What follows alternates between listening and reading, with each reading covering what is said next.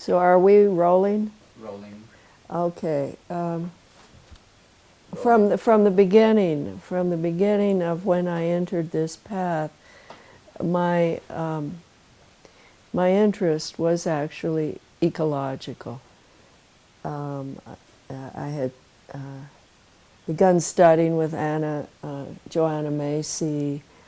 I was facilitating the Council of All Beings, and at the same time I was studying different forms of dance that, not performance dance, but dance as a spiritual awareness practice. And I was steeped in my foundation practice of Vipassana. And when I found these dances, I was led to them because of my interest in sound. Well, they fit in with what I was doing, but the truth is that I began leading dances originally in the Council of All Beings. I began bringing the dances into a ritual for the earth and workshop process with people, empowering them to work on behalf of the earth. So from the beginning, my path on the dances, my dance path, has been interwoven with my desire to be of service to Gaia. And the truth is that since I started working in the environmental movement in the late 80s.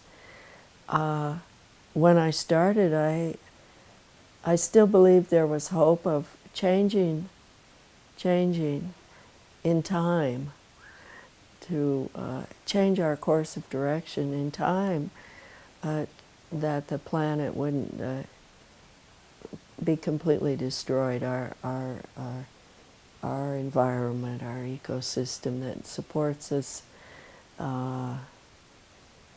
I know people are fond of saying that Gaia will always survives and will come through, but I'm not convinced of that, because I think if the temperatures are too hot, maybe there will be no biological life on this planet.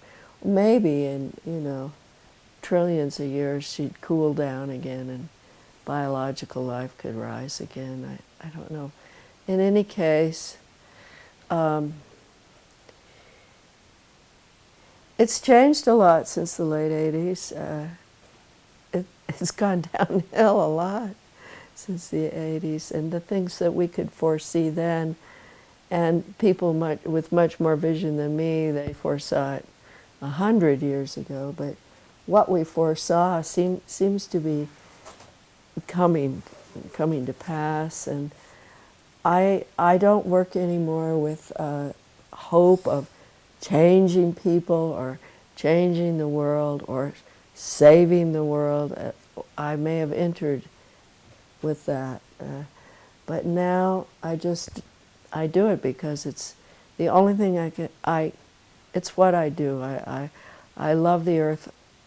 I love nature so much, and I love the animals so much, and all I can do is do what I can do to protect them and nurture them, and hope that other people will hear the call. But I no longer do it with a hope of results, that we're going to necessarily come through this. We may not come through this, but I'm not saying that I'm hopeless. I'm not. It's not that I don't despair. I don't feel despair about it. It's just what I do, and what has to be done, as far as I can see. He said it's up to the artist to create the new myth, the new myths, and I went to Esalen and did a workshop with him and with I think his name was Al Wong. I can't remember now. He was a Tai Chi master, but he did Tai Chi in a fluid way, so he taught it more as a dance. And they did the workshop together. So we'd listen to Joseph Campbell, and then we'd get up and do some dancing around. It's on the Pacific Ocean on a deck, and and I was studying dance and movement, so what could have been a better moment? But just that call, he was calling to the artists, change the myth. It's up to you, the artists, to give us new myths to live by. And that's always been right there for me. How can we change this? Everything for me also rests on my Buddhist teachings, foundation of Buddhist teachings on interdependence. So for me, that's the fundamental understanding that it seems so obvious and so clear, and yet it doesn't seem to be obvious and clear to most people. But and it wasn't to me until I began receiving Buddhist teachings, and that was a moment that changed my life. I was actually in Nepal. I had gone there to trek, to be in nature, and then I ended up in a monastery receiving teachings. And when I received the teachings on interdependence, my whole life just swiveled around 180 degrees. It was the answer that I'd been waiting for all my life, the understanding that so it seems obvious now, but it's not always obvious. So the point being that everything affects everything, that every action every action affects everything else. So everything needs to be done with care and concern for the greater whole. So that's the essence, that we're all connected. John Muir said, everything is hitched to everything. So if we understood that, I think, nothing's left out. It's a little bit like La ilaha illallah. Nothing is left out. So it encompasses the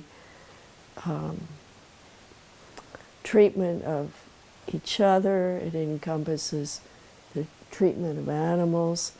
It encompasses the treatment of the environment. And there's many parts to this story, but we live by the grace of Gaia, and without Gaia, without this environment, we have nothing. I mean, so that's the piece. There's many pieces. This week we talked about recuperating the story of Eve and the whole submission of the feminine. And of course, that's the same story as the submission of nature. We talked about the food liberation movement. We talked about many, many aspects of the new story. But to me, the fundamental problem is that we have to care for the earth. I think the contact, that's the way the message spreads, is through the contact. So I think that's the reason to be together. Well, I don't think it's not so much in this country, but in European and North American countries, there's a lot of alienation and a lot of disembodiment. People live outside of their bodies a few feet. And I read an article once that may have been a photographer. He'd gone around the world, or maybe he was just counting, but he noticed how many times people who were gathered together touched each other in the course of an hour. And as you can imagine, Latinos were at the top of the list, and the cold northern European climates, America, North America, we're at the bottom of the list. There's a physical isolation that is taking place in the industrial cultures that have been at the forefront of this industrial revolution. And so for them, it's really important. It's really important to begin to touch, and a lot. Not everybody's attracted to the form because they don't want to be touching. Here in South America, the hugs are natural. I went to Mexico when I was 21, and that was all new to me when I was in Mexico City.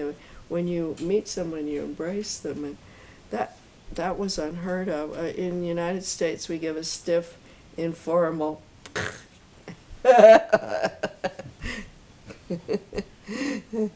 Yeah. So I think it must be that way. It's reassuring to have the physical touch. I'm sure that's true. I just hadn't thought about it, but it builds the comfort of touch. Touch is so comforting, and so it builds. The manifest forms come out of sound. And we always, in the Sufis, in the dance work, we say that the sound is the thing itself. The sound is God. And the Africans, for instance, they have, for their deities, they have a rhythm that is the God. Not the mantra, but the rhythm itself is the God. So,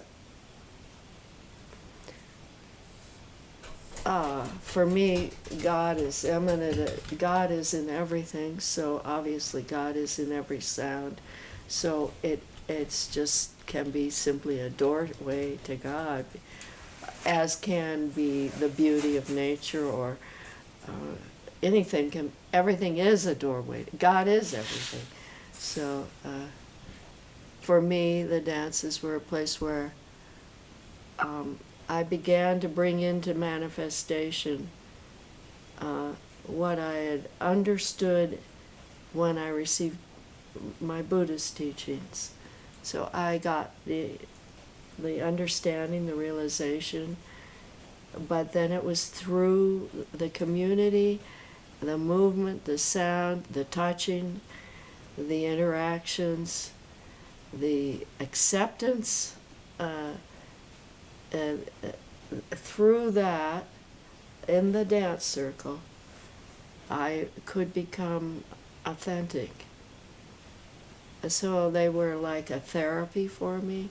I had always grieved in private, and here was a place and a community with acceptance where I could grieve in communion and not have people trying to fix me because we were in the middle of a dance and the partners are moving.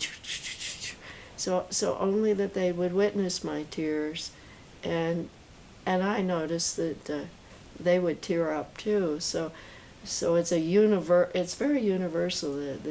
The sadness, the grief that we all carry. It's such a heavy burden. We all carry that burden. Life is tough, and so it's a place where you can take off the masks and allow that to show. And as that shows, then it drops away. So it's a fantastic therapy. My teacher is Sadi, and he has a particular emphasis on that in his teachings, and partly his translation of the Aramaic Lord's Prayer. There are lines in there that he's translated from the original Aramaic. He has a real emphasis on taking the power of the universe, resonating with it, and letting it come through and being of service. Also, as I said, I was studying with Joanna Macy, and of course that's what her work is all about too, is helping people work through their emotions so that they can get to a clear place and then come forth in service to the whole. So yes, that's and the dance community, the Sufi community, they are a family in which people really can grow and shine, be empowered. In my teaching, that's the most fundamental thing I've done in my work with the dances and in Sufism, but especially in the dances, is to empower people and help them, support them to grow to be all that they can be. That's been my, as a teacher, that's been the main nugget of what I've done, what I've tried to do with people.